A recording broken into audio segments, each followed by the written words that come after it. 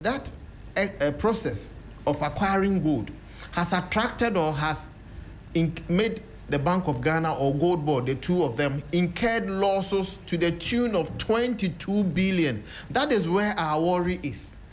But you see, we are all trying to say that GoldBod should, just as GoldBod always touts itself that they help accumulate more reserves for, in terms of forex for this economy, and wants everybody to praise them. In a similar vein, why are they running away from their losses? If you claim that you are the very person that has helped attract more forex for the economy, what of the losses that has been incurred as a result of your outfit purchasing gold in exchange for these forex? Obviously, you cannot run away from it. So this is the Bank of Ghana, the NPP is only saying that you cannot take credit for the gains while distancing yourself from the cost or losses that has been incurred. So that is the first point. Number two, what is baffling to me, surprising, is the amount that has been incurred as cost, 22 billion. Aren't you surprised? Yes, during our days, we incurred costs. In fact, the Gold Reserve Program is the baby of NPP. All right. No one can run away from this. It's the baby policy of NPP. We introduced it. Initially, we were able to purchase 3.47 tons of gold. Then it came to 37.02 tons of gold. That was, 2022, 3.47. 2023, 37 tons of gold. And 2024, 56.47 tons of gold. And 2025, NDC has scaled it up to 110 tons of gold. Let nobody create the impression that like it's being created out there, or the impression that is being painted out there, as if Ghana started accumulating or purchasing gold because of the introduction of, or the christening of, PMMC to now what we refer to as GoldBod. This thing has been there since our time.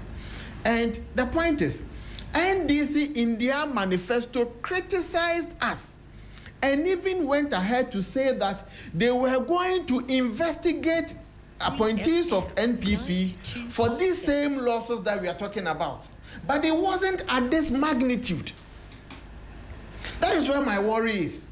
It is the magnitude of the loss that some of us are saying that if tomorrow comes, we are going to scrutinize the process that led to these losses. Others are saying that these are operational losses. Yes, we are GoldBod or PMMC then, because of the gold purchase arrangement, was structured to make certain losses, but not this magnitude. This is too huge. But is it not because of the scaling up? The scaling up the scaling of up what? nature, right? Scaling up of what? And I'm going to provide a bit more from the IMF's own report that 2024 losses in 2024 are equivalent to almost $400 million. Yes. That was under the NPP, accounting to some 0.5% of GDP, 1/3 of which were related to gold for oil related activities. Now, this is how the IMF frames it, that in 2025, they say the significant scaling up. Scaling up of what? Of the domestic gold purchase program operations led to losses of over 1.7 billion.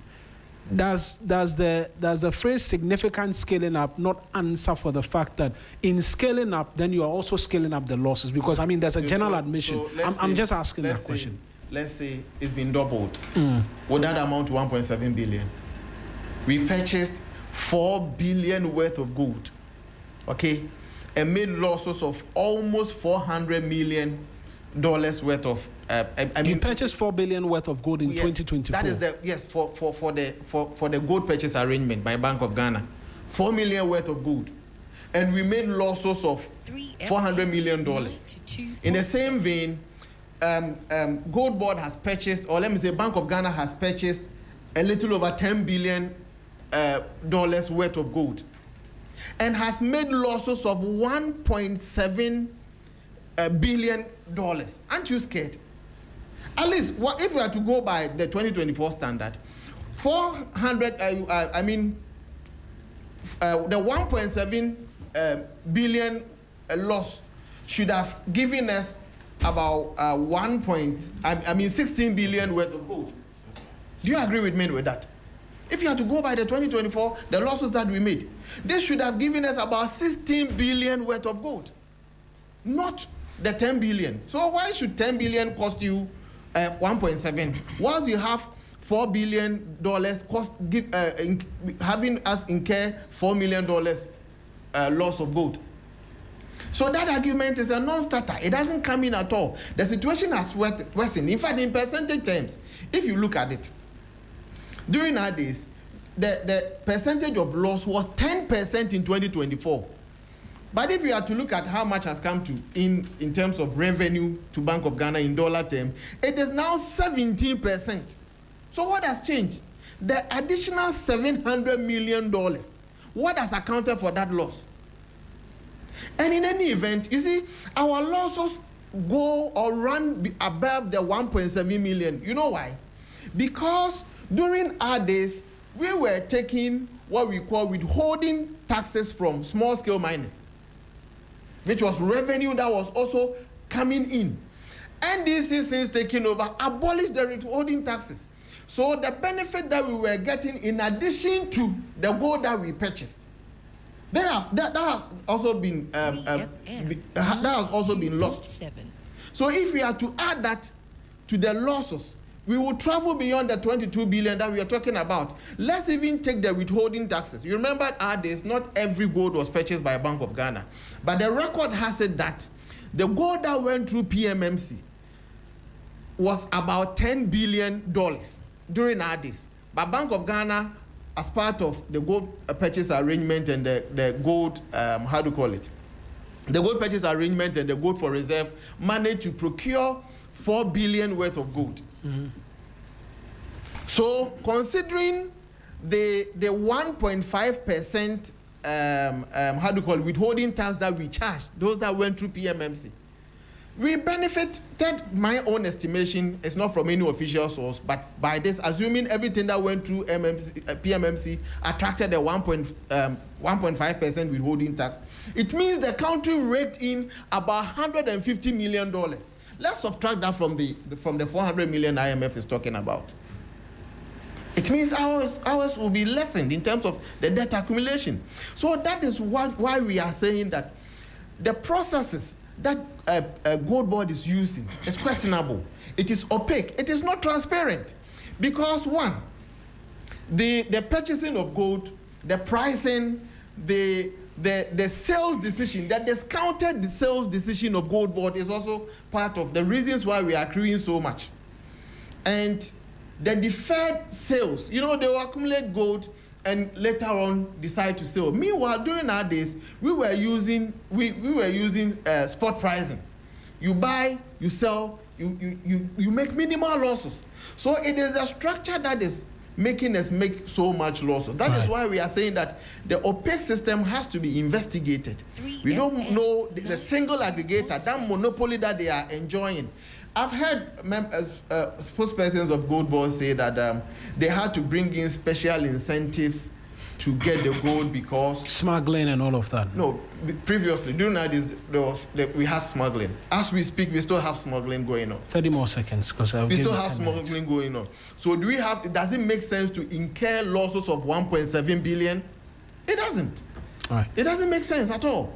So I believe there is something fishy going on, especially when you have Bank of Ghana that is supposed to be the chief beneficiary of this purchase, running away from its own policy, saying that it is effective March. It has stopped giving GoldBod money to purchase gold. Right. So I believe that should tell us something is going on that we all don't know. And if GoldBod is minded by now, because this has been a public discussion, by now they should have come out openly to let us know the processes that led us into accruing or incurring these losses. Right. 10 minutes and some seconds is what I gave you. Are you sure they've not come out to provide some explanation? But the reasons why we incurred the 22 billion. Yeah. 053 220-0927. In fact, the IMF report points to assay and service fees, exchange rate losses, and some others, right? But I mean, okay. I gave you 10 minutes, so I want to move. You are coming back at my argument, so I need to clarify this. Assaying is just simple. I gave you 10 minutes, so I just want to. It's just about refining the gold. So every point in time, Bank of Ghana cannot buy gold from PMMC or in this case GoldBod without it purity level being tested. It has to be determined before Bank of Ghana can quantify. Let me go to Dr. Kwanti now. He's a member of the NDC communications team. Doc, 10 minutes as well. This is the argument by the NPP, and they say that look, 22 billion cedis is a lot. Who sells gold and makes a 22 billion cedi loss? There must be some explanation to the Ghanaian people as to why up to 22 billion cedis of loss sits on the BOG's account from trading in gold, something which is selling record highs on the international market. Good morning to you, and good morning to my co-panelists, and good morning to your cherished viewers as well. I suppose the first thing we would probably say is, my brother said that it doesn't matter in whose books the loss sits. So if it doesn't matter in whose books the losses sit, why are we having this conversation in the first place? So if it sits in the books of the Bank of Ghana, then that is perfectly fine. Then if it doesn't matter whose books the losses actually sit. Well, but look, let me say that yesterday's presser was a dishonest manipulation of mathematics. Complete dishonest manipulation of mathematics. Okay, the opposition are very frontbench opposition. Frontliners are very clever accountants. So I wouldn't call it financial literacy. So I call it. Kindly draw a bit closer to the microphone. A simple distortion of the facts. All right, can you hear me now? Yes, okay. Much better. So for me, it's a simple distortion of the facts. Okay, look, you can say that what they have done is to weaponize numbers. It's a game of numbers here. Okay. Are we saying that 22 billion was only incurred under GoldBod in 2025? Hell no. It includes the losses in 2023 and 2024 that have been aggregated, to what we have today. I mean, the report speaks directly to just 2025. It does, but what are the losses in 2023 and 2024? That's not been added. That's not been added. Look at it again. I have the IMF report. Okay, fine. Be it as it may, directly in front of me. It's something it says 400 million in 2024. Yep. And then 1.7 billion in 2025. Okay, fine. So be such as may, there are some people who hold up that school of thought. All right, it's out there. We can research it. That losses in 2023, 2024, would have possibly been added. But if that is not the case, that's not the case. No problem. It is fine. We can move on. But I'm still saying that it's a school of thought held by some people out there. It's an opinion held that I'm just restating that opinion. Okay. So moving forward, look. Let's try and give some clarity to this. There are reasons why GoldBod would have made these losses. First of all, let's just say that we spoke about accounting variance. Okay, because of the fact that we wanted to buy gold on spot prices to ensure that smuggling was curtailed, to ensure that the smuggling cartels, were sort of disarmed, we bought gold at top cedi. In other words, the market prices prevailing. What that then meant was that, so we're talking about forex prices here, but the Bank of Ghana has to enter these losses in their books at the exchange rate given by the Bank of Ghana. And so straight away, the variance there accounts for the majority of those losses. So that is the first one. All right. The second one would obviously have been the fees that the Bank of Ghana paid to GoldBod. Okay, so save fees and so on and so forth. Obviously, that sits on their books as well. All right. The third one has to do with off-taking, right? So off-taker discounts and so on and so forth. Again, that would also lead to some sort of losses. So that comes in there as well. All right. Then, of course, if you put all of these things together, that is why we have some of those losses. But listen, the formula for buying gold was not given by the NDC. That formula was a formula that has been in place since 2023, that you buy at top CD, you buy at market price rate, so that you can cut off the smuggling. So it was not our baby that you buy gold at that particular price. So that is the first thing. But let me just put it this way. Let's just say, for instance, let's just say that GoldBod made a loss. Okay, what are we talking about? 1.7 billion losses. Okay, compared to what? 10.8 billion losses raked in. 22 billion. That means that if you go by the current exchange rate, then we're talking about 110 billion coming in. So if you subtract 22 from 110, or the difference, what do you get? Let me give an example here. Let's just say that we get to a point where 3FM is no longer making profit. So you decide you want to sell rice. Okay, so they send your producer to go and buy rice. They give him 1,000 cedis to buy rice, but they also give him money for transport. Your producer goes off to the market, he buys the rice in quantities just exactly as you prescribe. He comes back, and then you sell the rice, and then you make a huge profit. Okay, but remember, you gave me 100 cedis for his, for his transport. Now he used that money for his trotro, but he also bought a bowl of rice because he was running out of energy. Okay, so then we come back, we sell the rice, we make a lot of money. Then a few days down the line, somebody comes from, let's just say GTV, and says, you made a loss. We made a loss. That was the cost of our business. All right? Now, what money did we use the rice money for? The profit we made from the rice perhaps bought you loudspeakers. It perhaps bought you, new lights. It perhaps paid you more salaries. So what was the benefit of the gold, the losses, even if you like? The CD was stabilized. The reason why the CD is what it is today is because of GoldBod. Otherwise, inflation will not be what it is today. And remember, inflation is 4.6 as we currently speak. The CD exchange rate is about 11 CDs, and then their watch, it was about 17. Look at the cost. Of course, he handed it to us at around 14, okay, but it's not 14 at the moment. But look at the cost.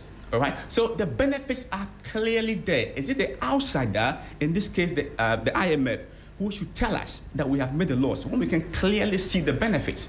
Why do we have the macro stability we have today? Because the CD is strong. Why is the CD strong? Because of the money GoldBod made, $10.8 billion. 10.6 of that went into intermediation and strengthening the CD as we speak today. But you know what? If you want to talk loss, don't take my words for it. Check ECG. Who led ECG? It was Afenyo-Markin.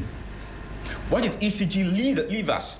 ECG left us a debt of about 15 million cedis in terms of, as it were, training fees and travel fees. They left a debt of 8.6 billion cedis. All right. So look, they say that if you come to equity, you must come with clean hands. The man leading the mob, the man leading the executioners is Afenyo-Markin. His hands are not clean as I speak here. Let's move on. But let's look at GoldBod. Let's look at GoldBod's book. The facts that really matter to us is what the Auditor General says at the moment. GoldBod made a profit of $5.44 billion. That is what matters as we speak now. That money is not gone anywhere. That money is sitting in their cities. Apologies. That money is sitting in their books. All right. If you take their total reserve, it's about 8.77 billion. That money hasn't gone anywhere. That money sits in their books. All right. We can move this conversation forward, and we can even look at the colonized, the neo-colonial angle. Okay, look, the IMF and foreign institutions, the Bretton Woods, have never liked the idea that we as a country will be independent financially. But this is a completely different subject matter. We're talking about IMF, isn't it? That is where the policy is coming from. That is where the criticism is coming from. But would you call it a criticism when they are just highlighting? They have highlighted it, but look, they also say that it's a policy-driven accounting variance, not a shortfall. The same IMF says that. But I'll pivot back to my point, okay? Look, it has never been the case that Bretton Woods institutions have wanted independent African countries that are self-reliant. Why is that? Because if our institutions are weak, then of course what it will mean is that we would always go to the IMF for loans. It will always be that we are subservient to them. So they have always pushed back. the whole of Africa towards institutions that are credible and independent and will bring some sovereignty to us. What did Nkrumah say? That our independence is meaningless unless we can have economic independence. What GoldBod would have given us is economic independence. All right. So for me, what has happened here is that you have an opposition that has essentially become the cheerleaders of the IMF. All right, leading the IMF and professing to juxtapose the IMF's books with that of the Auditor General and claiming that the IMF's reports are superior to that of the Auditor General. I find that to be disingenuous. Also, think about it. It was the MPP that came along, the opposition that came along with, above the line and below the line. So they were the first ones to contest IMF policies. It's never been our policy to do that. So look, the idea is that GoldBod is making profit, all right? Under their watch, what did they, they may have incurred 400 million in losses, but what did it produce? It produced a weak city. The economy was a junk one, all right? The economy was a junk one. It produced, inflation was 54%, it came down to 23%. But what benefits are we getting from GoldBod today? A strong city, all right? Inflation as low as 4.6%. It affects every sphere of our lives as a country. But think of this, policy has a cost. Every policy has a cost. And governments incur costs. Right? You might decide to build roads, it's a cost. You might decide you want free SHS, it's a cost. But what you do is you separate the cost from the policy. But these guys are not separating the cost from the policy. So we suffer the 22 billion cedis cost. But I have explained what the 22 billion I'm feeding from the point you're making. Of course, but then you need to compare that to what we have brought back in. All right? 22 billion cedis, we brought in 110 billion. Even if you do the mathematics, what is the retention there? So the idea is that, look, it's like I said, we need to compare, we need to separate policy from cost. I can sit here and say that by giving free SHS to children of billionaires, free SHS to children of millionaires in secondary schools, maybe it's a kind of, but it's a benefit to it. And so the idea is that there's a cost there, but is there a benefit? And the benefits far outweigh the cost, in my opinion. And I will say that, look, they can hunt Sammy Gyamfi as much as he wants. That's because he has done something they could never do. He has aggregated gold, and that their watch gold was smuggled to Dubai. What we have done is to protect that gold and to use it to back our city. Thank you. You've done same 10:17 for me. You're still live with us here on the 3FM Sunrise. Share your thoughts with us, right? 053-220-0927. We're live on Facebook as well. Also live on YouTube. 053-220-0927. Ebo, let me come to you on the argument as to the losses and whether or not the Ghanaian economy is better off for it, even as we ask questions as to why we're making such a loss in the first place. Let me say good morning to your good self, our listeners and my colleagues here. Good morning. Good morning. You see, yesterday's press conference was an attack on GoldBod. It wasn't an attack on just the losses. It was a specific attack on GoldBod. And that is why Afenyo-Markin kept saying that, and this is what he said. I want to quote something that he said so that we can all agree that it matters where the loss is recorded. It matters. We concede it. We concede it is the Auditor General that has conducted an audit but was not granted access to the full picture. If the Auditor General knew the cost of GoldBod transactions were borne by BOG, it wouldn't declare surplus in its accounting reporting. In other words, what Afenyo-Markin said was that there was a cost that was supposed to be attributed to GoldBod, but Bank of Ghana kept that cost. And as a result of that, GoldBod recorded surplus. But if that cost had been entered in the books of GoldBod, GoldBod wouldn't have made the surplus. But the question is, if an agent takes a decision on behalf of its principal, and cost is borne or gain is made, where is it recorded? Is it recorded in agent's books or the principal's books? This is very simple. There is no way agent will give money, a principal will give money to an agent to take a decision on its behalf. And that when you are accounting for the money, it will sit in the recording will be done by the agent. It is the principal, the one who sent the money, who gave the money out, who will record. That is why Bank of Ghana records that. These losses were not losses of GoldBod. Let's accept it. Of course, there's a reason why GoldBod has become a target. But we should be very consistent in the way we talk about accounting principles. I mean, just think about it. Bank of Ghana wants to buy gold. Bank of Ghana has its official exchange rate.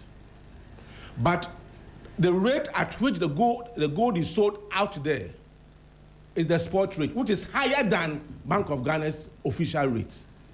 Now, in order to be able to be competitive in buying gold, you have to buy it at a spot price, spot market price, or rate.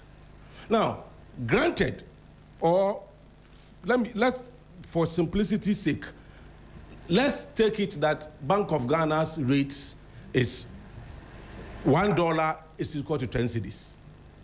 But out there, it is $1 is equal to 12 cedis. So a GoldBod would have to buy the gold at that price. But when it brings the gold to Bank of Ghana and Bank of Ghana is recording it, Bank of Ghana cannot record it with the exchange rate out there. Bank of Ghana can only record it with its official exchange rate. So the difference of 2 cedis becomes a loss. We call it translation loss or accounting loss. 3FM. It is not loss as a result of commercial activity by Bank of Ghana. It's not commercial loss. It is called translation loss or accounting loss. Who should record this? Should it be GoldBod or Bank of Ghana? It should be Bank of Ghana. So why do you blame GoldBod for doing its work as an agent? And why don't you blame the Bank of Ghana for deciding to buy the gold? Because certainly, once you buy the gold, you will incur that loss. Anyone would have incurred this loss, whether MPP, NDC, UP, CPP, because that's how it works. Because there's no way anybody will sell his or go to you at Bank of Ghana rate. They will not do it. They will go to the spot price outside and sell it. So in order to prevent smuggling, you have to also compete and buy it at the price being sold out there. And so why should this be why should it be a problem? Why should it be a problem for MPP, a whole MPP, to organize press conference because of this? Are they saying, of course, they've admitted that they also incurred losses during their time. But it's not about incurring losses.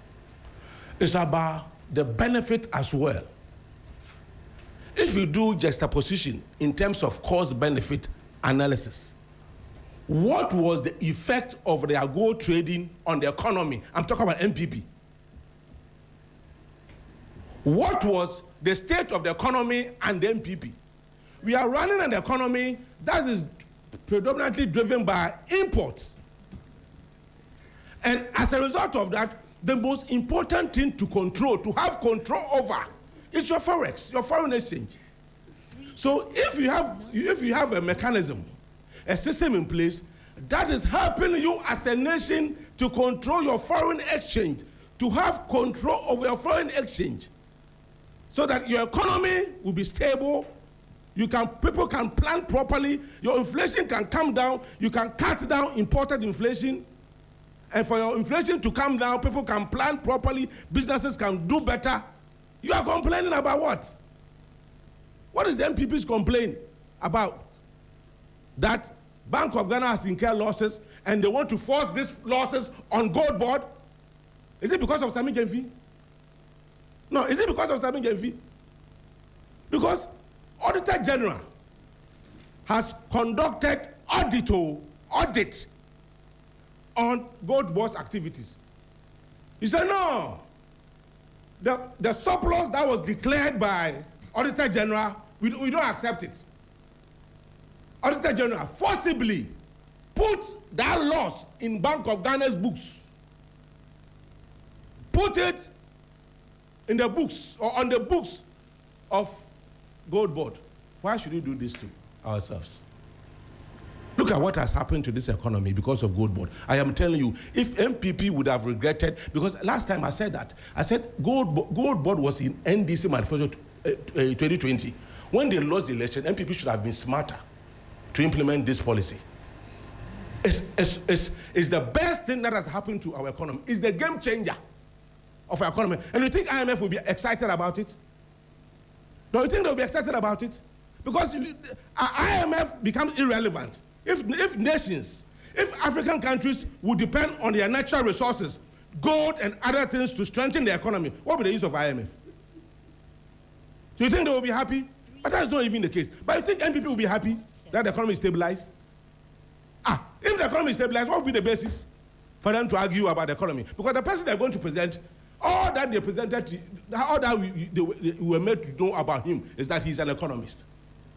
He's an economic Wizkid. And unfortunately, he failed. So the only way he will become relevant in the system is when this government performs abysmally below his performance. But with this GoldBod and the way things are going, there's no way this economy will perform abysmally below Bawumia's performance. Hence the problem of NPP. I mean, look at the ranking. This guy was even sleeping. Kojo Akwa was sleeping. Even when he was standing behind Afenyo-Markin, he was sleeping. The man was sleeping because Afenyo was not making any sense, honestly speaking. I was so shocked. Kojo Nkrumah, somebody with accounting background, the things you know. You see, politics is the only thing that can make you instantly or suddenly more, let me put it bluntly, stupid. Because politics can make you accept things that are not real, or believe in things that you're not supposed to believe in, or take position that is contrary to your own conviction or conscience. No, but I've not insulted anybody. I'm saying that politics, and I'm giving you a reason why I'm saying that politics can make an intelligent person look stupid. But you made reference to a particular person before subtly using that word. Okay, so let me put it this way. Taking the person's name out, I'm saying that politics is the only thing that can make intelligent person sound stupid. And I'll give you instances. Because how can you argue that GoldBod should be the one to hold that loss in its books? How can you say that? When, in actual fact, if you look at principal-agent relationship, it's the principal that records the figures. So now they are running away. Look at the argument. Look at the way Honorable started. It doesn't matter in whose book it is recorded. It matters because the attack is on GoldBod. And now, upon reflection, they've come to the realization that they goofed. So now they are shifting the argument, and it doesn't matter. It matters because GoldBod was the attack, was the one on whom the attack was given. Right, about 10 minutes. You've done 10 minutes as well. I have to, unfortunately, reset this. Mark, let me come to you as well, but you can as well be a part of the conversation and contribute to the debate. 053-220-0927. I'm creating as much room for as many of us to make as many comments as possible. So, Mark, you have the floor now, 10 minutes as well in relation to the subject. A very good morning to you, our cherished listeners and viewers, and to my good co-panelists here. I think that GoldBod's arrangement with the Bank of Ghana preceded Sammy Gyamfi as a Chief Executive Officer of the Ghana GoldBod. And these arrangements or framework have been designed long ago, before Sammy Gyamfi took over office as the CEO of the Ghana GoldBod. Having listened to various arguments from responses that came from the GoldBod and what the Honorable Minority Leader read yesterday in his press conference, I want to say that it would have been wise that the IMF didn't say GoldBod made losses, because in their own report, they clearly indicated that some of these losses were operational costs. And of course, whatever business you do, there are operational losses that comes. That is not to say that GoldBod should not be accountable to the operations that they embark on. Of course, it is also the work of the opposition and all meaningful Ghanaians to make sure that we are able to get the real accountability of the work of the Ghana GoldBod. But one thing I'm much more interested about is the operations of the GoldBod itself, what they stand to do, and also whether they are really doing what their mandate really allows them, to do. Some of their core mandates we know includes the regulation of the gold trading sector, buying, gold for the Bank of Ghana for reserves, and also supporting our foreign exchange. As we speak, Ghana's currency is performing better than it used to be. If you look at the current foreign exchange rate we have now, it cannot be compared to what we had in the past. And we know that these are all part of the mandate of the Ghana GoldBod. One other important thing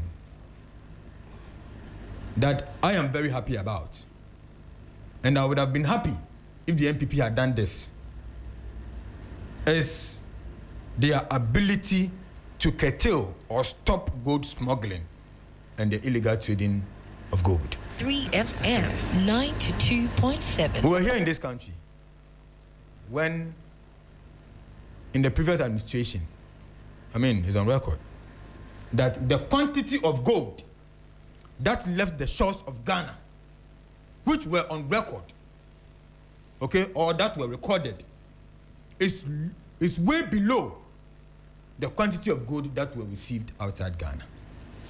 Honorable Sammy said that. Yes. Honorable Sammy said that. What of 2016, 2015? I'm coming. So it means that this has been a problem. If it happened in 2015, under the NDC, and it still happened in 2017 or 2018 under the NPP, then it means there's a problem. And that problem must be solved. Yes, that problem must be solved. That's why we solved it. It's been solved. Thanks to NPP. Thanks to us. That is why we need to solve it. You understand? And so if today our domestic gold purchasing program is incurring costs or losses under the NDC, and it's still incurring losses under the NPP, then we ask ourselves, what are they sitting there doing? It is structured that way. But it is structured that way. So why then do we want to blame GoldBod? Yeah. It's the magnitude of losses that we are questioning. And so let's juxtapose the magnitude of the losses and the benefits we have received. What about the benefits? We have benefited a lot. And there is no businessman or businesswoman in this country or anywhere in the world who will do business and will not incur cost of losses. But 22 billion is quite steep, isn't it? That's the argument. We can look at the benefits to the economy and we can have that conversation.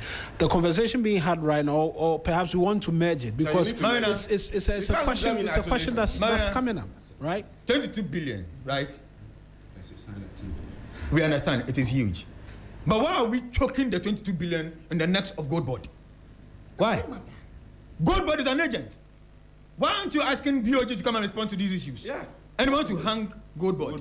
Why are you also in a hurry to come to the defense of GoldBod. No, it's not about hurrying to come in the defense of GoldBod. I asked accounting principle. And you said that is the framework. It's max time, so I don't want to, because I'm doing 10 minutes each. So afterwards there will be time. I beg you are eating into max time, so now I have to extend. I'm saying that there will be room for rebuttal. You see, so I beg you. The charges, cited by the IMF and read by the Honorable Afenyo-Markin. Look, let's put this on record that it is not a free money that came from the Bank of Ghana. It is never a free money. You understand? And so let's be careful the way we want to hang GoldBod as if they went into the entire cost to incur this kind of losses. No, that is not it. And what I am very much happy about is that if not for anything at all, we've had a stabilization in our economy.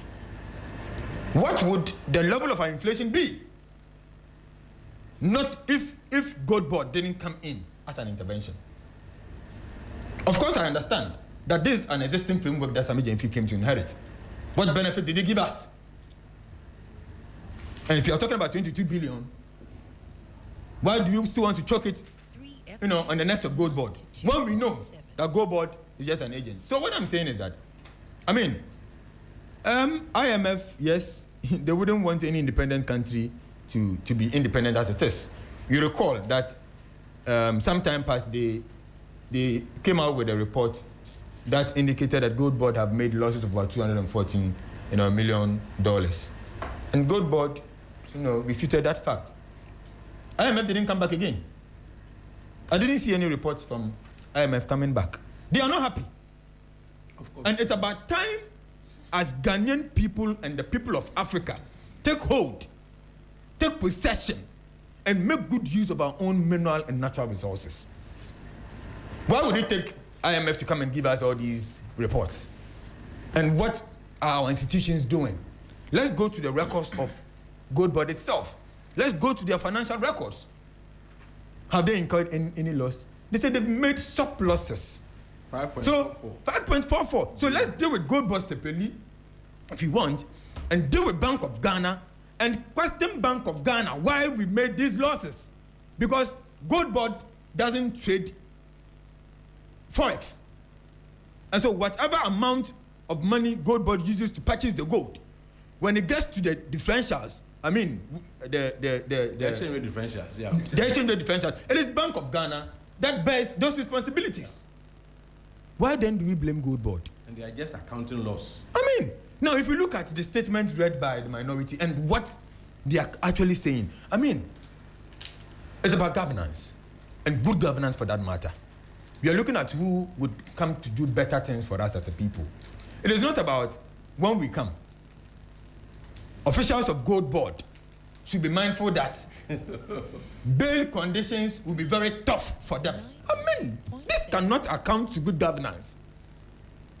If you're making a statement and you're making a claim, I think we should go ahead and make those claims, make those statements, put in arguments.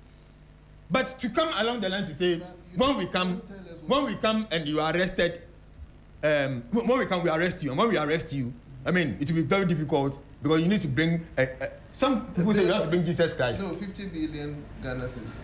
What? The minority leader was so childish. It was so childish. Childish in your mind. Childish. How do you say this? Why do you say this? Childish in your opinion. Why do you say this? The Because leader of your party speak like that. What do you mean? What didn't you guys say? I have the floor. Mark, it's like your time. They are eating into my time, so I have 3 minutes more. I know. So what I'm saying is that what I'm saying is that it is like the MPP have already chained the Ghana GoldBod and its officials, and have made us know that when table turns, they're going to go after GoldBod, without making any substantial claim or making sure that you have caught them red-handed in doing things that they are not supposed to do. Why do you come out with those statements? Who will steal and record it in Nobody does that. Who will steal and record it in a book? That single comment alone, that when we come, bail conditions will be something so tough for the officials of GoldBod, defeats the purpose for which this press conference was done. That's not your problem. I mean, you shouldn't have done that. That shouldn't be your problem. We are talking about good governance. And the Ghanaian people are watching. CSOs are watching. Everybody is watching. Make clear arguments. Make good statements. So that we can support it. But to end up saying, when we come, bailing will be a difficult thing for you. It means that it is something you have targeted to do. It is something you have purportedly, strategically, decided to do. Without looking at the substantive issues. I think this is bad. Let's give, credit where it is due. Right. Whatever GoldBod is doing, I believe they are doing something good. They've recorded surpluses. If we have any question or if we have anything to demand from the domestic gold purchasing program, it should be directed to the Bank of Ghana and not GoldBod. Right, thank you. 11:30 because of the interjections. I'm going to come to Maxwell. 5 minutes for rebuttals. There are three. Five. No. You have to. Wait. I'm giving you 5 minutes. Because I need to respond to each of them, whatever they say. So Maxwell, let me explain. Okay. Let me explain. 5 minutes for rebuttals. Then I'll ask a question in relation to this again. And then because you say you have rebuttals, that's what. No, all of us have rebuttals. So let me. Yes. No. So 5 minutes. First, let me state emphatically that this gold purchase arrangement or agreement is a novelty that was introduced by NPP. It's never true. Wait, we were buying gold before NPP. Please. That one was not even a locally bought gold. Please, let's not. I don't want to waste my 5 minutes to educate you on that. So let's not go there. I beg you. I'm saying on authority again that this gold purchase arrangement is a novelty by the NPP. I've heard almost all communicators that are defending NDC and GoldBod say that during our days, gold was being smuggled outside the shores of this country. NDC, how many years have you been in government? Since 1992, or let me say 7 January 1993. How much of our gold were you able to secure for us? All were smuggled outside the country. So let nobody make this argument.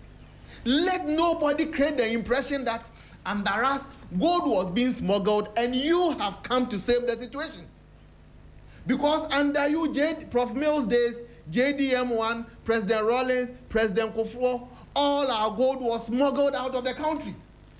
It took the ingenuity of Dr. Mahmoud Bawumia to save the situation. I've heard you again, making claims that inflation was high. Yes, it was because of those difficulties that this policy was fashioned to save the situation. You remember 2022, inflation was 54.1. When we introduced the policy, we managed to buy 3.47 tons of gold. 2023, we purchased 37 tons of gold, which helped brought inflation from 54% to 38% in 2023.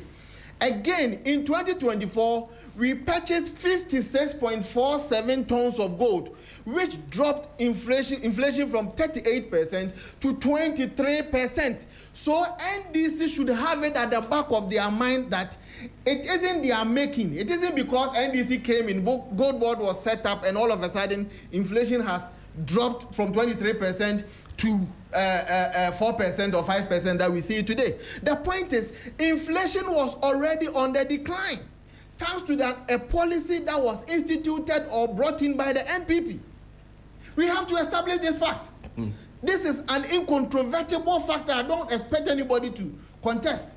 Again, the issue that you raised again, that why should we be worried about questioning how we are questioning GoldBod? I ask myself, is this honesty? Let me tell you, this is hypocrisy. Let me put it that way bluntly. In the sense that NDC criticized the losses that the NPP made during the gold purchase arrangement. Who asked you, who questioned you about the criticism that you gave to NPP? Nobody did that. It even found expression in your manifesto. You said we were shortchanging the country, so you were going to investigate. Meanwhile, percentage-wise, the losses that were incurred at the MPP comes nowhere close what has been happening at the NDC. Under us, the percentage was around 10%. Now, you have increased it. The very losses that you were criticizing has been increased from 10% to 17%. And the three of you, pardon me for my words, you shamelessly want to defend this. Shamelessly, you want to defend this canker. Huh? Why should we? Because the very things that if you are strong with your principles, you will not settle for less. If you are strong with your principles, you will not defend what is happening. Because yesterday, you questioned the very thing that has exacerbated, that has worsened as we speak. And you want us to keep quiet and not say anything about it. Again, I'm saying again on authority that the 10 billion that Bank of Ghana managed to accrue out of the sale of gold is not profit. The impression is being created out there. It's just exchanging our CD for gold. You have gold. I have 1 million Ghana cedis. I give you my 1 million Ghana cedis and take your gold. Have I made profit? But is it that simple? Wait, right? It doesn't come off as that simple, right? Listen to my analogy. I'm not talking about the losses yet. I mean the mindset that has been created that GoldBod has given us 10 billion worth of gold. That is not true. In fact, under us, we bought 4 billion out of the 10 billion worth of gold that we exported through PMMC. 4 billion of them was purchased by Bank of Ghana. That's what I'm saying. But I'm saying that is revenue. Revenue is not profit. So when they are making their argument, they should be mindful of this fact. Right. Revenue is not profit. Nobody has said that. Oh, in the argument, that was what you meant. Please, let me go on. Again. You've done more than 5 minutes, though. Thank you. I do appreciate it. Again, they are giving reasons. Oh, we have made losses of 1.7 billion, but the benefit that we have gotten as a result of stability in our imports and so on and so forth. Let me ask them one question. The 21 billion that we used to support the banking cleanup, please, what was it for? What was its intention? What was its purpose? The beneficiaries of that 21 billion, didn't it save a lot of businesses? Didn't it save a lot of depositors' monies? Yet, you guys criticized it and created the impression that we have stolen or shortchanged the country. Is that the position? Because banking sector cleanup, the remnants are still lingering on. There are people who are still looking for their money who have not gotten it. Not all. They even made a promise that including... it's because you brought it. I'm not making an argument as to. I'm just saying that there are remnants from there as to job losses and all of that. Majority of them have job losses as compared to if the depositors had lost their money. Let's not go into banking sector cleanup, because banking sector cleanup, the argument is varied and wide. No, that it shouldn't have even cost us 20-something billion. That is your opinion. No, I'm saying that's what I'm saying. That it's not my opinion. I'm saying that depositors' monies were saved. Are you saying it shouldn't have cost us that much? There's a school of thought that it would have cost us less to have done that. But we are talking GoldBod, so let's not go there. You've done 7 minutes. We are doing the same school of thought that you are saying. According to them, we should have used the monies to invest in the banks and save the situation. But let's find out from them. During JDM1 in 2011, how much money was given to Capital Bank? How much?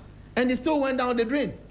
Anyway, so coming back to GoldBod, like I'm saying, the last point before I end, my brother said that we bequeath to them a junk economy. Jesus Christ. A junk economy with GDP growth of 5.7%.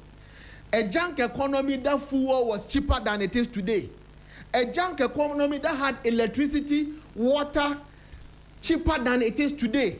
A junk economy that bequeathed to you, the last point, the junk economy that bequeathed to you 9.1 billion worth of forex reserve.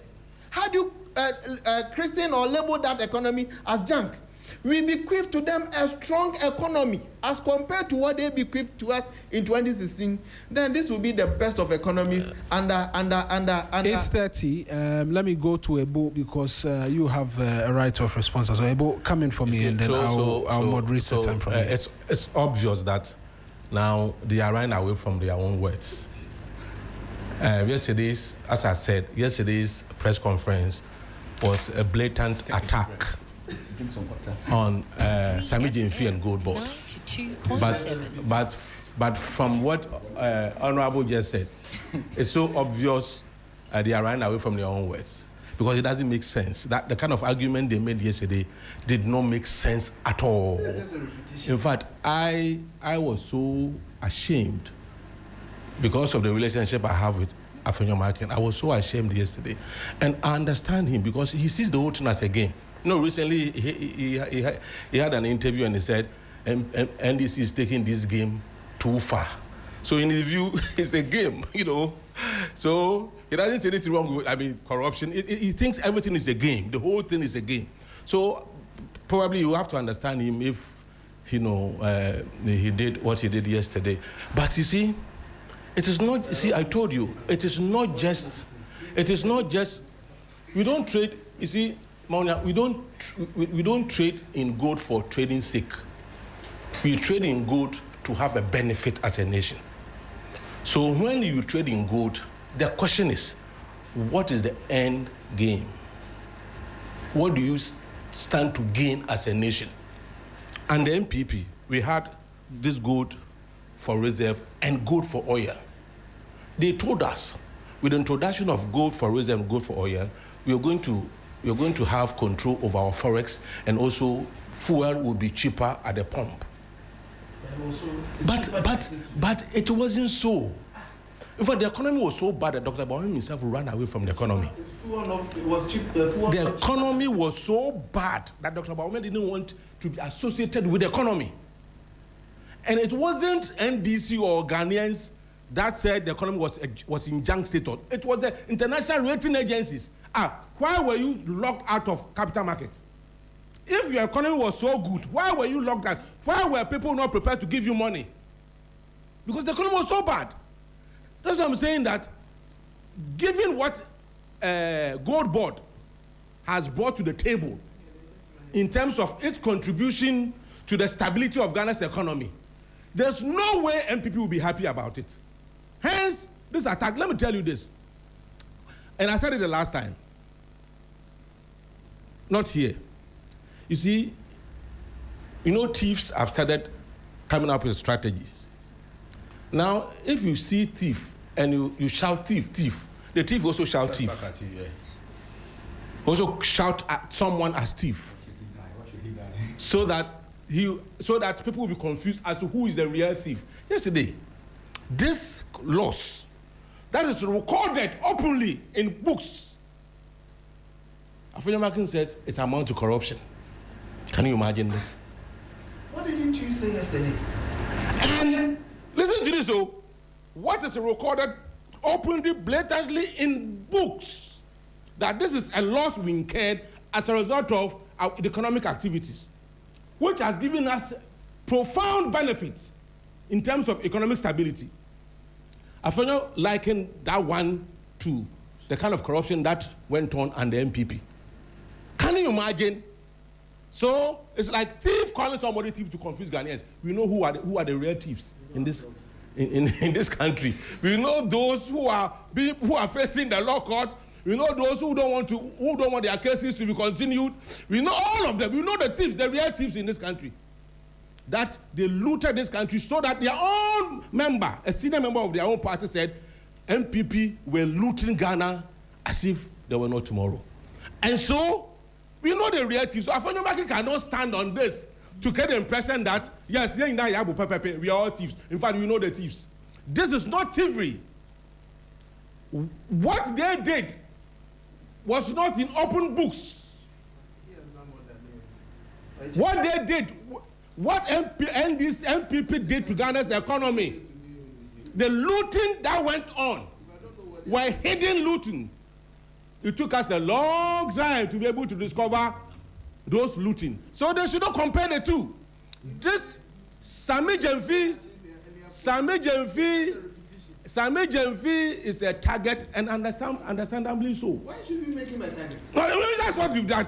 You've made him a target. Because why do you impose on GoldBod a loss that belongs to Bank of Ghana? It doesn't matter if it's GoldBod. It matters because yesterday press conference was not focused on Bank of Ghana. Let me tell you, if even it's GoldBod. Oh, you are running away. Now you are running away. You may chase you. We're going to pay a better window. Now, you are running away. You are running away from your work. We will chase you with that. You see, the whole thing yesterday, why do you think GoldBod is responding today?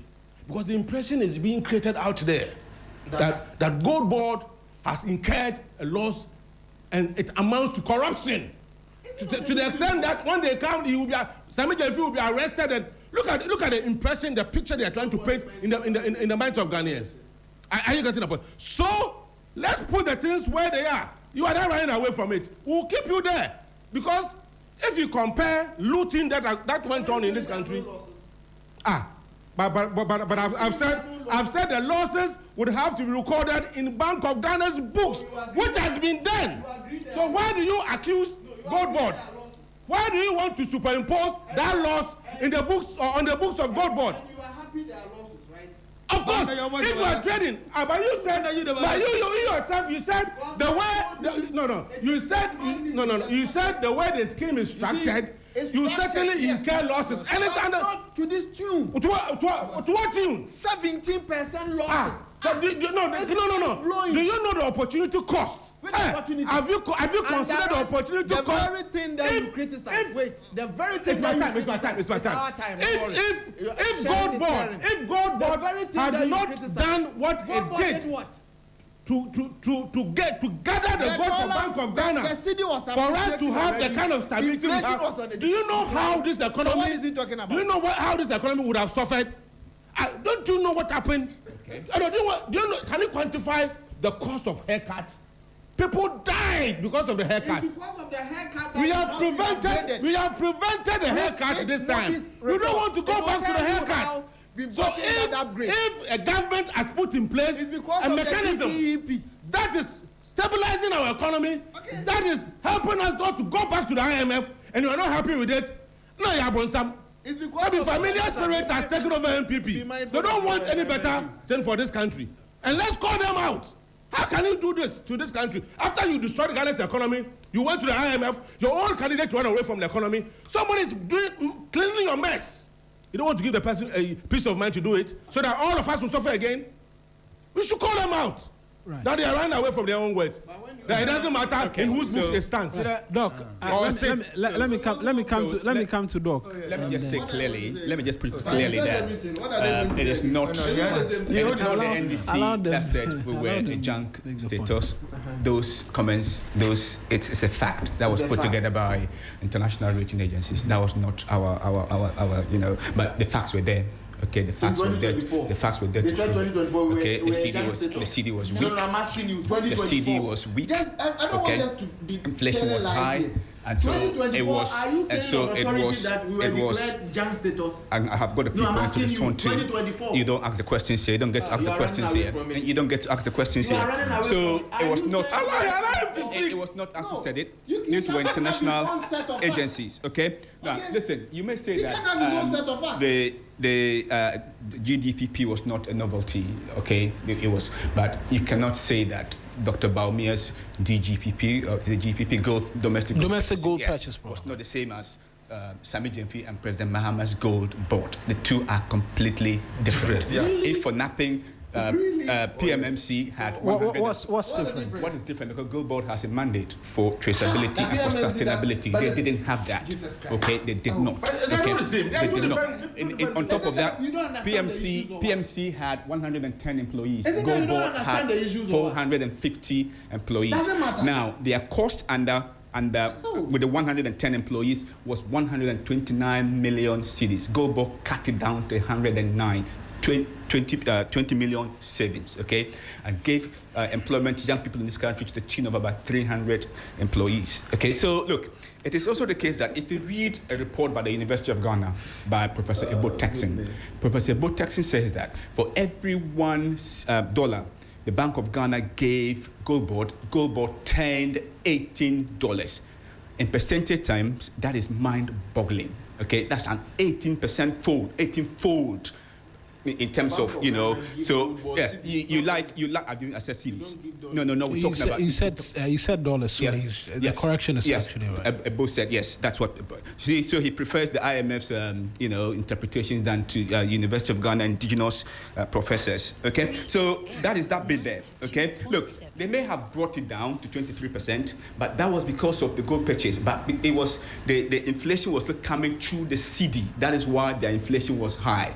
We have stabilized the CD. As we speak today, it is about 11 CDs. That is why inflation has come down to single digits. All right. Look, but let me put it this way: Sammy Gyamfi will not be deterred by the opposition. A man who is backed by law, a man who is backed by a surplus. I didn't say that. A man who is backed by, you will not interfere with my train of thought. A man who is backed by law. A public servant who is backed by law, a public servant who is backed by surplus of 4.5 billion cedis has no reason to be afraid of anybody. All right, President Mahama, he has the full confidence of President Mahama, and he has the full confidence of millions of Ghanaians because he has helped us to stabilize our economy. Look, we would prefer this. All right, our gold should begin to back our CD. Our gold should not be backing foreign banks abroad. And that is what GoldBod has done to ensure that our gold stays with us and not the Dubai cartels. What did the Papa say, Archbishop Duncan Williams? Did you hear him recently? He didn't say that under your watch. He said this under the... Because he's MDC. Okay, fine. You can say that to him. I'm sure he's listening to you. I'm not sure. I'm not going to make a moment. You can't.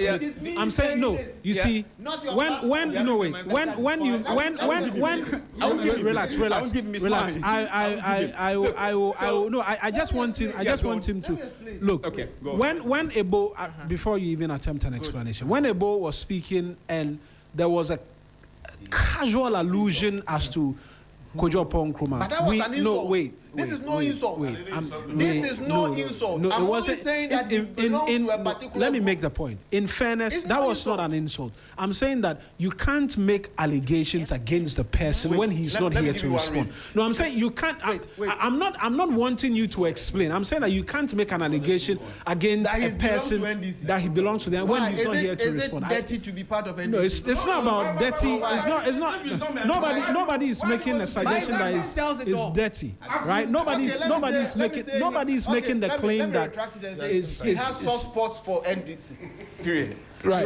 So proceed. So look, he said quite clearly recently about a cartel, foreign cartels that were determined to make sure that GoldBod died. The pastor's issue. Yes, that's what to ensure that GoldBod died an infant death. Look, what the MPP are doing, so that's an external cartel. The internal cartel is Afenyo-Markin and his people who want to kill. You can't also say okay. You can't also say Afenyo-Markin is I'll come to you. I didn't say he said it. No, I'm saying this. Okay, I'm not talking about the Papa. So look, Max, you're being very disruptive. Cartel. As much as I allow the disruption, this is an internal cartel led by the MPP looking to kill GoldBod. But listen, GoldBod will not be deterred. Our dollars, our gold will stay here. We'll use it to back our CD. We'll aggregate it. We've got about $13.8 billion of it in reserves. 5 months of reserves. Okay, and we'll 13.8, and we'll use it. Check it. Don't you even dare to go down that route. Don't even dare. What is it? What is it? Tell me what is it? No, it's not. Fact check it. Fact check it. It's 13.7 plus. Check it. Can somebody fact check that for me before we move? Okay, they'll fact check it, and when they come back, they'll tell us it's 13.7 or 0.8 billion. No, it's not. You are lying. It is not. Okay, so look, we will use it to back our reserves. All right, and we'll keep it here as our sovereignty. All right, the gold for Ghanaians is for Ghanaians. It's not for foreigners. Thank you, Mark. No, all I want to see and feel is that whatever natural resources we have, it is to the benefit of the Ghanaian people. I think the NDC took all Ghanaians by surprise when we were going into the 2024 elections. They never told us they were going to institute anything like GoldBod. It's in their manifesto. It wasn't even in 2020 manifesto. Even in the 2020. Then I think we That's a lie. And when they lost, people should have done that. It's not true. They were not smart. Then I think that you do nothing about it. I think that Ghanaian didn't take that in their 2020 including the opposition parties I mean, did that not can be take. fact-checked very We did not take that serious, and we didn't know the magnitude and the benefit GoldBod was going to bring. Now, whatever that young boy Sammy Gyamfi is doing, young man Sammy Gyamfi is doing, okay, have scattered the minds of many people because we didn't expect this. Yes, we didn't expect this. It was an uppercut. What we are looking for? What has it done different? But is it true? Is it true that our CD is strong as a result of the support of GoldBod? No. Is it true that our inflationary level, okay, and where it is now, is also as a result of the support of the GoldBod? Gold purchase arrangement. No GoldBod. Yes, so the gold purchase arrangement, which has not been inherited by the NDC, GoldBod, Sammy Gyamfi, is it true? Yes, I agree with yes. you. See, you are now talking. So Why you put it this way. When you sit to okay, let me end. Once you agree, let him proceed. Once you agree, let him proceed. Under the domestic gold purchasing program. Yes, which was so this was No. So MPP. Okay, I'm coming. So yes. So MPP also did the same. All right. But they didn't so that our inflation will go down. Which has been pushed. And you took inflation to about 50-something%, brought it down to 40%. And today, so is it under this same program that you left inflation at 14 point whatever? Is it under this same inflation that you left the dollar at 17 point whatever? Is it the same? Is it the same program? No, I want to know. Is it the same program? No, is it that? Hey, wait. Is it the same program? Please. Is it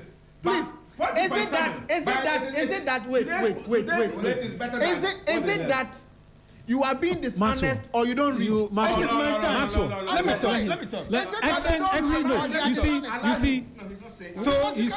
see. If Maxwell, let me make this point. Maxwell. Never in the history of this country. When you Maxwell, relax. When politicians, when you speak, you use figures as and when it pleases you. I'm not defending anybody, right? When I'm here. I'm saying that for the exchange rate, when anybody references 17 cities, and because it's the first time, and so you see, let me make the point. When I make the point, you understand. I'm saying that on this platform, right, on the Forex Bureau market, it reached 17. Relax. I'm saying that as politicians, you pick and choose when you are using BOG rate and when you are using Forex Bureau rate. So if you stick to BOG rate, that's why I'm saying that. That's why I don't interject on a point like this, because the politician will choose which one he wants to use. You understand? So Mark, let me conclude. For BOG rate, it never reached 17. That's a statement of facts, and that's why I'm saying that on this tangentials, it will always do this. Let me say this. Let me say this. Uncle, you know what? Last weekend, I had to change $1,000. All right. And I was paying somewhere around almost 12. That is the Abochi rate. Last 2 days, I was at Kofi Annan International Peacekeeping to pay for their facility. We are holding the program. I think I will make that out today. And I think the amount, to my own tabulations, when I use the 12 CDs to the rate, I'm coming, I arrived at 32,000. All right. Then when I went to the school to make the payment, in fact, I carried the 32,000. When I got there, they did their exchange rate. Fortunately for me, they used the Bank of Ghana rate, and I paid less than 20-something thousand. That is the effect of exchange rate. And is it the contribution of the gold purchase program under the GoldBod? Is that what you are saying? The GoldBod is doing well.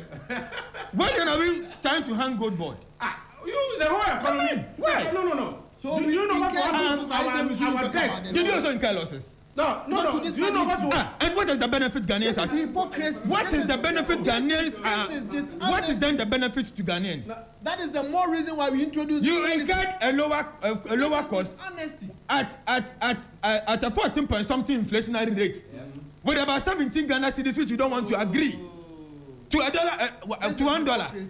And this same program, someone someone is managing this same program. At 3 point something. We'll talk to them all the time. It's okay. Give me the rest. We have another topic. So the greatest nightmare is GoldBod and Sammy Gyamfi. Marina, let's allow Sammy Gyamfi to do his work.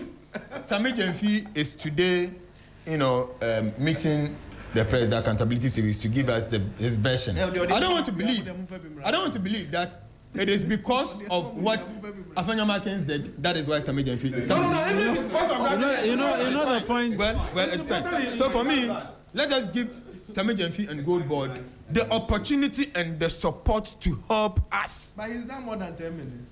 3FM. Oh no, it's even 5 minutes with all 5 minutes with all the interjections. It's now 6. See, it's now even 6 minutes. As for the time, I'm checking it. I have a stopwatch. I mean, it's 6 minutes. The press conference yesterday by the minority was needless. I mean, the objective was misplaced, and I'm surprised they don't know how Afenyo is sinking the party. That shouldn't be your worry. He's sinking the party speedily. Let's make progress. No. We're excited, but we have to say it. That should be 13 to the top of the hour. You're still with us here on the 3FM Sunrise. We're going to switch lanes and we'll talk about hostel fees, right? That's a second topic. We've spent a great chunk, more than an hour plus on GoldBod, and I think everybody has had enough to say in relation to it. I mean, Fred, just quickly on a few sounds in relation to the hostel, then I'll come and pick quick thoughts as to, because it's an area which demands a bit more concern, the fees and how much is being charged. So here's a acting rent control commissioner going around the Sunyani Technical University, and some of the facilities being handed out to students as hostels and how much they are paying. Just You are a property owner, you are a hotel operator. Your time has come. This hotel is closed down. Call me the people. They should come and make a extra of the money.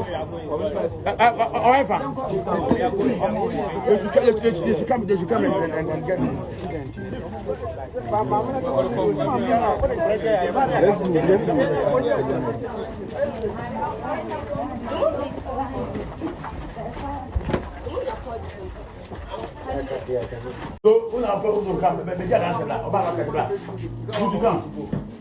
So you take money 2,000 cedis from a student and you get this rubbish and go hotel. Look, where is the light? There's no light. Everybody should see there's no light here. Let the lady come in. You did this part. Who are here? So where the man come? Wait. Yeah, the man back say we check 2,000. Bob no plan. Wait. Say we check 2,000. Is it fair? Come and see this. Go. Uji Ubi Buster. Wait, hey, baby, I was in the father.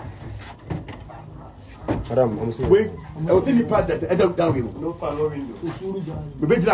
Look, how many minutes? I'm sweating like a pig. So you need to be here. When you're done, you're so bad. Can you go for it? Put this canal, fire down. Like how much? 2,000. So, woman back at channel. Said the hostel will know. Student, Muti. Yes, sir. Tomorrow, Yes, sir. go to rent control. Sure. And go and take the assessment form. Okay. Are you okay? Sure. They will assess them. And any amount, if it's more than what they have taken per this, you go for refund. Sure. And leave here. Thank you. I'm saying that tomorrow, you go. let's do 2 minutes because of time. I'll start with you. 2 minutes on this in relation to the rent. We can keep the video. Look at the washroom. They are charging us 3,000, 4,000 or something, and the washroom is shared by both males and females actually. So it's a whole lot. About 2 minutes. Let's keep the video on. Right. I think this is very inhumane. I mean, if you look at the way our future leaders are being treated, that's quite unfortunate. I think as a nation, we should begin to look at public hostels. We should begin to look at the issue of public hostels. The state itself must consider putting up hostels, decent ones for our students. Because you see, education is an investment. If we think it is only the parent who is supposed to take care of or their children to go to school, then we are making a mistake. Because whatever the person will become after school, the effect will be on the state. If the person is trained properly, the person acquired good skills, the person gets good experiences and all that, it will inure to the benefit of the state. Therefore, the state must show interest. Instead of putting money in digging holes, this burden, can you imagine if those burdens that were brought down had been converted to hostels? Our students would have gotten a decent place to live. But we chose to demolish those burdens and dig a hole. Like the market. Yeah, it doesn't make sense one bit. So we should know where to invest our money, and we should invest our money in our future leaders. Where they sleep affects their learning, and this is important. As a nation, we pay special attention to. Some of us were fortunate when I went to Legon. I mean, I had a room to myself. At a point, I needed to bring a friend when I became hall treasurer. So it's unfortunate to see others who have to go through this. You see, the situation is deteriorating with time, because we were also told when we went to the university that those who went ahead of us were having one person is to a room. They will even determine what to eat. Sometimes at a point they went on strike because they were eating chicken too much. Yeah. So the situation is deteriorating. Right. I think the state must intervene with public hostels. We'll try and have a conversation in relation to whether public hostel is the way to go, because I would disagree. The state cannot go. The state cannot do everything. But Doc, let me bring you. But even in partnership with the private 2 minutes. sector, Sure, that's fair. Doc, 2 minutes. I suppose what we are seeing on the streets is just disgusting. Nobody's child should be in that situation. I'm wondering how you can stay in here and be able to study. All right. There's exploitation clearly ongoing here, but what is also ongoing is decisive action by rent control. And so what we have seen in the past was that most of the time these guys got away with it, but it is becoming the case in recent times that rent control is cracking down hard on them. We will encourage rent control to begin to do that. But look, they should not shy away from actually closing down hostels if they have to, because these are just completely, it beggars belief that students can actually stay in here. The second thing is that Ebo talked about public partnership. I'll probably look for private partnership, right, where you can, build it, service it, and after a while you transfer it to the state. That should probably help us. We in the NDC are quite aware of accessibility, which is why we have the no free stress policy.